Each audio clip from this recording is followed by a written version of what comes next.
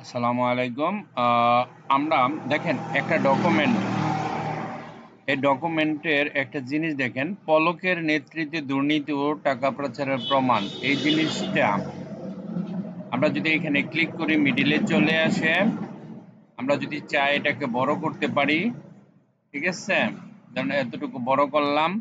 বড় করার পরে আমরা যদি চাই তাহলে তার এরকম একটা ব্যাকগ্রাউন্ড দিয়ে হেডলাইনটা এরকম বানাতে পারি। প্রশ্ন হচ্ছে আমরা যখন প্রিন্ট করব, দেখেন এখানে পলকের নেতৃত্বে দুর্নীতি টাকা পাচার প্রমাণ। আচ্ছা ঠিক আছে, এটা এইখানে হেডলাইন আসছে। দ্বিতীয় পেজে যখন যাব তখন এখানে আর দেখা যাচ্ছে না। দেখেন আমি চাচ্ছি যে প্রতিটা পেজে সেটা দেখা যাবে, অর্থাৎ এখানে প্রত্যেক পেজের উপরে এটা হেডলাইন হিসেবে থাকবে। ওকে, এই জিনিসটা করব কিভাবে? আমি তো শুধু খালি প্রথম পেজে দেখতেছি, দ্বিতীয় পেজে নাই, তৃতীয় পেজে নাই। এটার জন্য একেবারে সহজ একটা রাস্তা আছে, আমি দেখাচ্ছি। আপনারা ইনসার্টে যাবেন। ইনসার্টে যাওয়ার পরে এই যে হেডার আছে না, হেডারটা মেনশন করে দিবেন। ঠিক আছে, ধরেন আমি এটাই ক্লিক করলাম। এখানে একটা ক্লিক করেন, এটাকে ডিলিট করেন, এটা ডিলিট করেন, এটা ডিলিট করেন। ঠিক আছে, ডিলিট করার পরে আমরা কি করব, এই জায়গাতে এখানে ধরেন আমি একটা শেপ নিতে পারি। শেপ থেকেও আপনি নিতে পারেন। ধরেন আমরা এরকম একটা শেপ নিলাম। আমরা চাইতেছি প্রতি পেজের উপরে এই হেডলাইনটা হবে, প্রত্যেক পেজের উপরে। ঠিক আছে, এরকম একটা হেডলাইন হবে। হেডলাইনটা আরো সুন্দর করতে পারি। আপনারা এখানে যে কোনো একটা জিনিস দিলে হবে। হেডলাইনটা এরকম ভাবে দিতে পারি। তারপরে এখানে আসি, এখানে আসার পরে এই যে জিনিসটা আছে না, আমরা এটা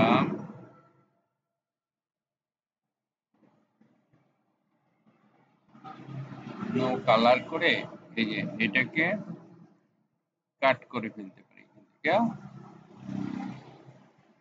কাট করে এটার উপরে দিতে পারি। ঠিক আছে, এই যে এখানে দিলাম। দেওয়ার পরে দেখেন এটাকে সিলেক্ট করে আপনি কালার চেঞ্জ করে ফেলেন। এখানে যান, আমরা সাদা কালার দিতে পারি। তারপরে এখানে গিয়ে আপনি চাইলে এটাকে বড় করতে পারেন। এই দেখেন, ঠিক আছে, পলকের নেতৃত্বে দুর্নীতি ও টাকা পাচারের প্রমাণ। আমরা চাইলে এটাকে আরো বড় করে এই পর্যন্ত দিতে পারি, কোনো সমস্যা নেই। ঠিক আছে, তারপরে আচ্ছা মিডিলে আছে।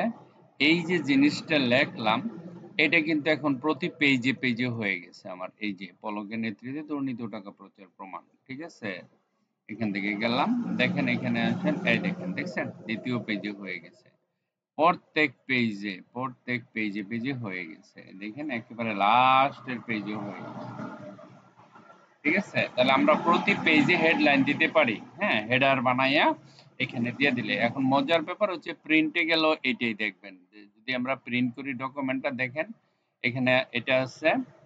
এখন আমি যদি এরকম ভাবেই হবে, একদম ক্লিয়ার হবে, কোনো সমস্যা হবে না। তারপরে যদি ২ নাম্বার পেজে যাই, এখানে ক্লিক করেন, দেখেন ২ নাম্বার পেজেও এটা আছে, ৩ নাম্বার পেজ, ৪ নাম্বার পেজ, ৫, ৬, ৭, ৮, ৯, ১০ যত পেজে যান সব পেজে এটা আছে। এটা হলো একটা জিনিস শিখলাম আমরা। ঠিক আছে, আরেকটা জিনিস আমরা যাব, এখানে ধরেন আমি লাস্টে গেলাম। লাস্টে যাওয়ার পরে এই জায়গাতে আসলাম। এখানে আসার পরে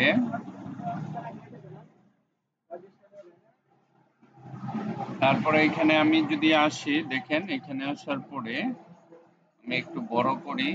একটা জিনিস দেখাবো, আপনারা জাস্ট খালি খেয়াল করেন। আমি এখানে লিখলাম ৭০,৫৮০,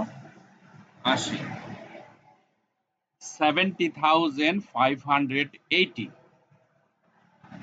70,580। এই যে আমি মুখে কথাটা বলছি না, ইন ওয়ার্ড, কম্পিউটারে সেটা কনভার্ট করা যায়। এটুকু সিলেক্ট করবেন প্রথম। কিবোর্ড থেকে কন্ট্রোল F9, সবার উপরে কন্ট্রোল F9 এরকম একটা চাপ দেন।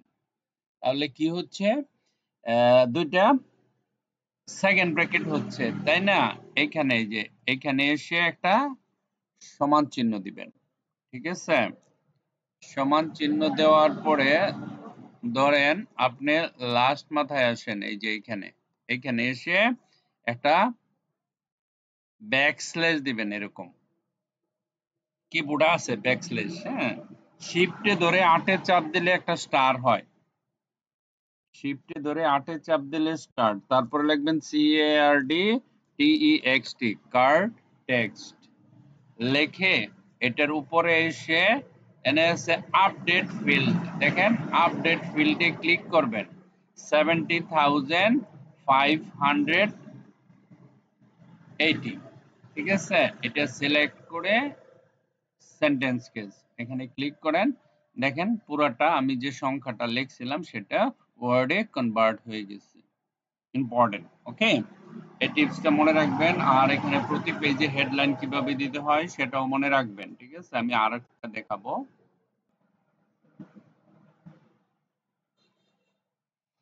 ওকে, এখন আমি আরেকটা জিনিস দেখাবো ইম্পর্টেন্ট।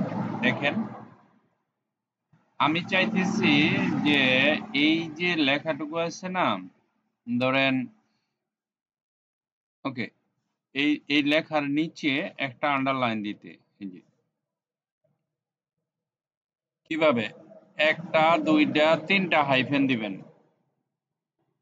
তিনটা হাইফেন দিয়া এন্টার বাটনে যখন চাপ দিবেন দেখেন একটা রেখা হয়ে গেছে, হয়েছে না?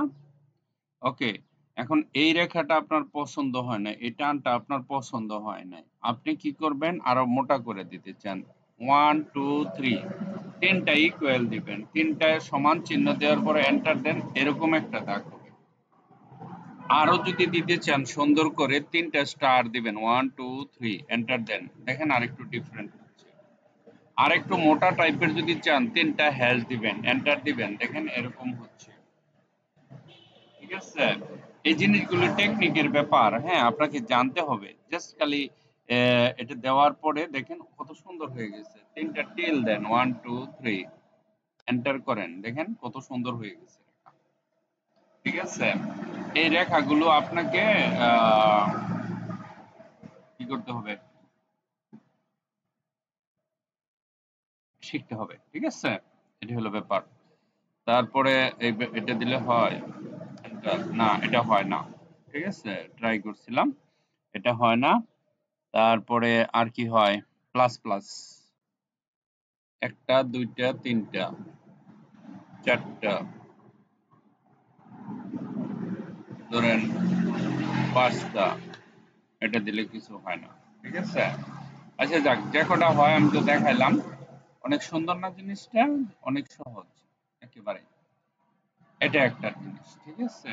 আরেকটা জিনিস শিখাবো যে আমরা একটা ওয়ার্ড, এটা হলো গিয়ে ৩ নাম্বার, ১ নাম্বার ২ নাম্বার ৩ নাম্বার ৪ নাম্বারে যেটা দিব সেটা হচ্ছে, এটাও ইম্পর্টেন্ট। আরেকটা জিনিস, ধরেন আপনি একটা জিনিস সংকেত লেখলেন, একটা কিছু হয়ে গেল, কিরকম ভাবে আমি দেখাই। ফাইলে যাবেন, অপশনে যাবেন, প্রুফিং এ যাবেন, অটো কারেকশনে যাবেন, এখানে গিয়ে লেখেন ধরেন আমি লেখলাম এম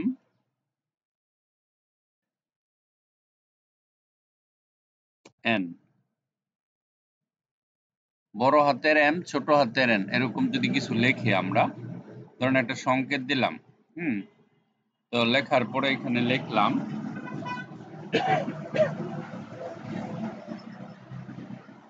আসসালামু ও আ এল ওয়াই কে, আসসালামু আলাইকুম, এই যে কেমন আছেন, দোয়া করি ভালো থাকেন,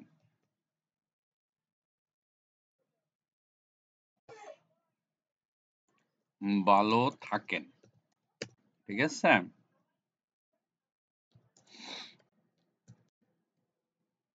আমরাও সবাই ভালো আছি, এরকম কিছু লেখলাম।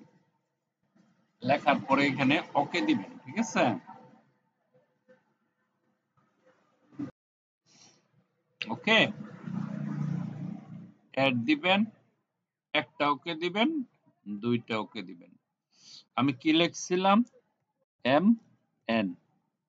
এখন যদি এন্টার দেই, দেখেন এই লেখাটা চলে আসে, আসসালামু আলাইকুম, কেমন আছেন, দোয়া করি ভালো থাকেন, আমরা সবাই ভালো আছি। এখন আপনি এখানে সব যখনই এম এন লেখা এন্টার দিবেন, সরি বড় হাতের এম লিখতে হবে, এম এন লিখে এন্টার দিলে এটা চলে আসবে এম এন এন্টার, এটা একটা সংকেত, এম এন এন্টার।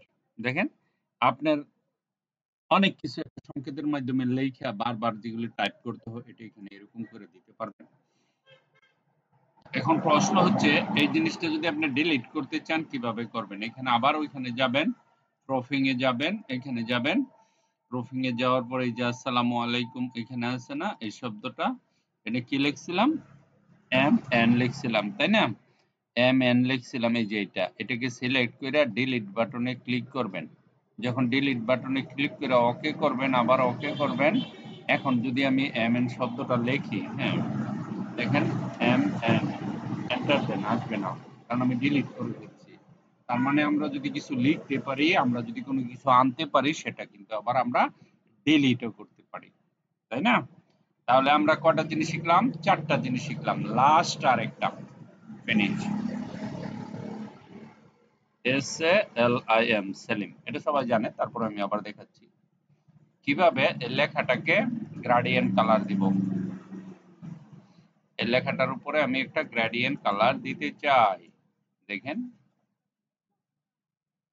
এই যে সিলেক্ট করার পরে আপনি এইখানে যাবেন, টেক্সট ইফেক্টে যাবেন, গ্রেডিয়েন্টে ক্লিক করবেন, এইখানে ক্লিক করে এখান থেকে কালার দিবেন, আবার এইখানে ক্লিক করে এখান থেকে কালার দিবেন, আবার এইখানে ক্লিক করে এখান থেকে একটা কালার দিলেন। তারপর আমরা এটাকে ক্লোজ করে দিব, তারপর এটাকে ওকে করে দিব। দেখেন এটা ডিজাইন করে ফেললাম, তাই না? ওকে, যারা নতুন স্টুডেন্ট তাদের জন্য এই 5টা কাজ। কি কি কাজ করছি আমরা? সর্বপ্রথম প্রতি পেজে দেখার জন্য এরকম হেডলাইন দিছি, তাই না? দ্বিতীয় কাজটা কি কাজ করছিলাম? একটা লেখাকে কনভার্ট করছিলাম, মানে সংখ্যার নাম্বারকে ওয়ার্ডে কনভার্ট করছি, তাই না? 70,580, এটা হলো 2 নাম্বার কাজ। 3 নাম্বার কাজে আমরা কি শিখছি? 3 নাম্বার কাজে এই যে এটা দিছি, তাই না? এই ব্র্যাকেট গুলি দিছি, এই যে এগুলি অনেক সহজ একেবারে। 4 নাম্বার কাজে আমরা কি শিখছি? 4 নাম্বার কাজে আমরা শিখছি যে কোনো সংকেত, যেমন এম এন লিখে এন্টার দিলে, হ্যাঁ আমরা অনেক কিছু লিখে পারি।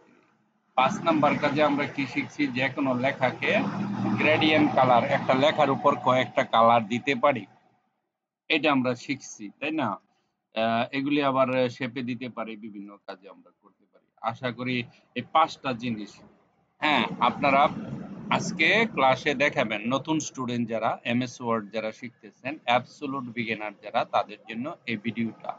তাদের কাজটা আজকে দিয়ে দিলাম, এগুলি করবেন, আর রেগুলার কাজ তো করবেনই, কাজের ফাঁকে ফাঁকে আমি এই অ্যাডভান্স কিছু জিনিস দেখাবো, এগুলি আপনাদের কমপ্লিট করতে হবে, ঠিক আছে? Thank you very much for watching this video, bye by.